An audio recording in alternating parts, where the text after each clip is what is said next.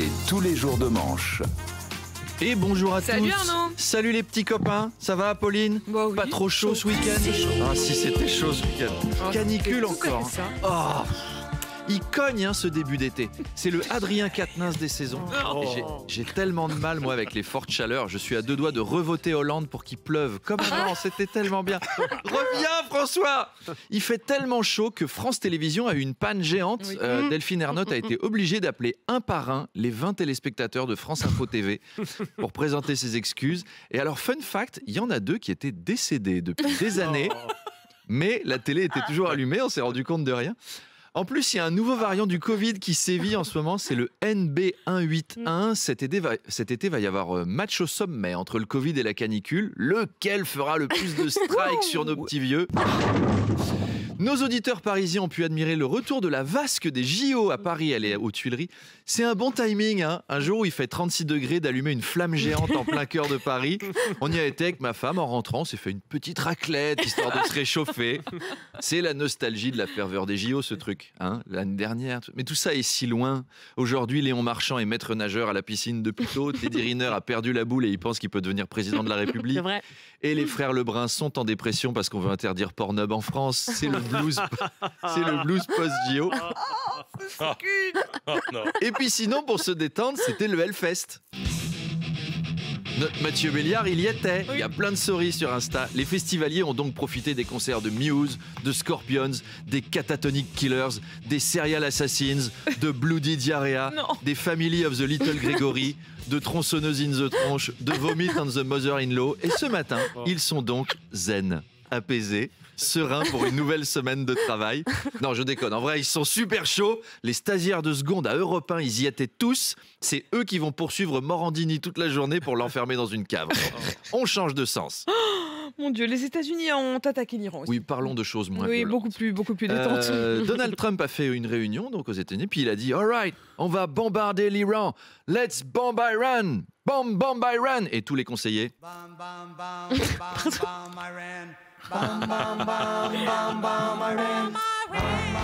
Allez, tous ensemble. Et Trump a affirmé que les installations d'enrichissement nucléaire de Téhéran avaient été totalement détruites après une série de frappes américaines. Bon. Alors, je suis pas un grand spécialiste de la science du nucléaire et tout ça, mais bombarder un endroit où il y a de l'uranium enrichi, je sais pas. Sur le papier, ça me rassure pas en fait. Après, peut-être qu'on se fait des idées sur l'uranium enrichi. Si ça se trouve, c'est comestible, c'est très bon, on n'en sait rien.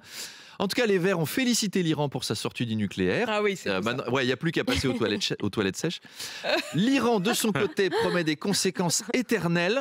Ouais. Alors, éternelles, bon, le guide suprême, il a 86 ans. Donc, statistiquement, les conséquences éternelles, c'est quoi, 6 mois? En plus, les États-Unis, ils sont en plein débat sur la fin de vie, eux aussi. Puis là, vous avez vu, ils examinent les dispositions à prendre pour les ayatollahs en phase terminale. Les Américains ont bombardé les installations qui étaient souterraines. Xavier Dubon de Ligonnès, il est sorti de là, il a fait « Putain, on n'est plus tranquille nulle part. Où est-ce qu'on peut se mettre maintenant ?» Parce que c'était enterré très profond, les sites nucléaires. C'est là que tu te dis que l'Iran a baladé tout le monde. Hein, quand il disait on faisait du nucléaire civil. Non, t'enterres pas ça aussi profond et en secret. Nous, on fait du militaire. louche. Bah, c'est un peu louche. Ça. Oh, pensez donc, on fait du civil. On enterre tout à 600 km parce que on a chaud, c'est plus frais. Oui, bah, C'est pour ça. Enrichi à 70%. Oui, mais on doit produire beaucoup d'électricité. On a beaucoup de clim à faire marcher. Qui avaient envoyé les inspecteurs de l'énergie atomique pour le contrôle du nucléaire exactement, hein? Bonjour monsieur l'ayatollah. Bonjour Gilbert Montagnier. Bon ben j'ai rien vu d'inquiétant, alors je le mettrai dans mon rapport. Puis après, la paix va revenir dans le monde. Oh ouais, ça va être formidable. Bienvenue sur RMC Gold. Sans transition, Petit ours brun fête ses 50 ans. Oh, tiens, voilà quelqu'un. Petit ours brun. Oui, vous connaissez, hein, vous êtes des parents. Je le déteste. Vous détestez Oui, je Petit déteste ours brun. Petit ours Eh bien, brun. Il est égoïste, il est méchant, il est mal élevé. il est cucu surtout. Ah, il est cucu, ça Eh bien, m'agace. le Pardon. petit ours un peu gnigné préféré des enfants. Il a 50 ans. Un jour, il aura 100 ans, ce sera Vieil ours brun.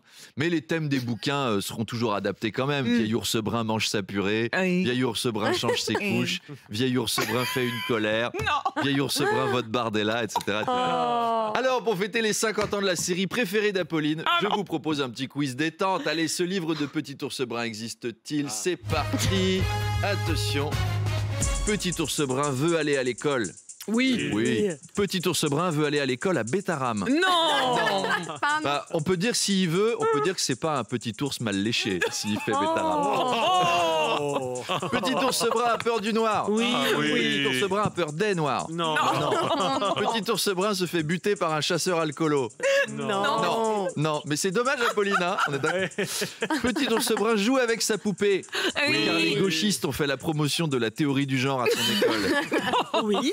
Petit ours brun bombarde l'Iran pour aider les enfants à comprendre le monde d'aujourd'hui. Et enfin, petit ours brun se fait introduire dans les Pyrénées. On est toujours sur Bétarame.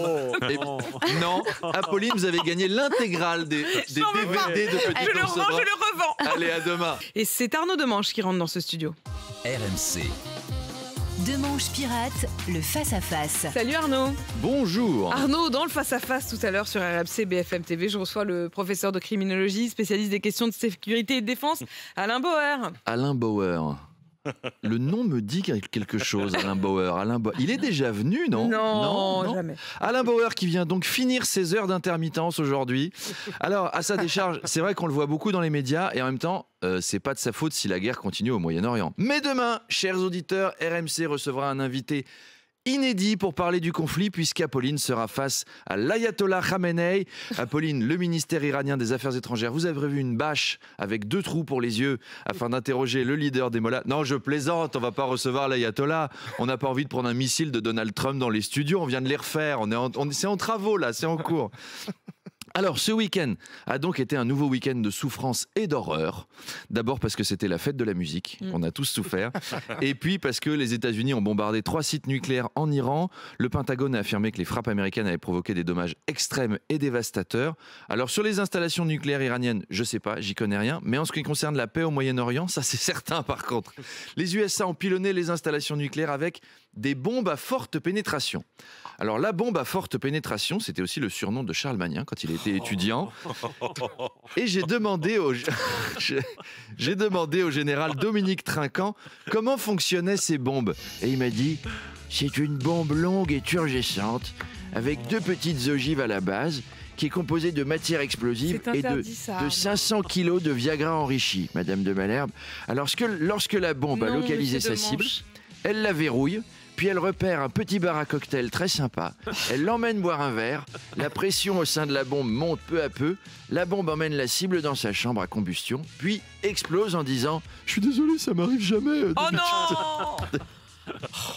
Bref, Alain Bauer. On est lundi, il est 7h25. 8 semaines 8 jours de conflit. Oui, machin. je comprends, c'est vrai que ça Alors, tape sur le Alain système. Bauer va nous aider à y voir plus clair. Je trouve même qu'il devrait même aider les dirigeants locaux à trouver une solution. Il pourrait voir, on enverrait une délégation de petits Alain Bauer Junior dans chaque pays pour aider les Bauer Rangers. À Moscou, on enverrait le Bauer Rangers rouge. Je suis force rouge. Chez Trump, on enverrait le Bauer Rangers doré pour aller avec sa déco et les douches qu'il prend à Moscou, etc., etc. Mais nous, on a le chef. Rendez-vous à 8h30 avec le leader des Bauer Rangers, Force Moustache. Je suis Force Moustache. C'est Alain Bauer. À tout à l'heure.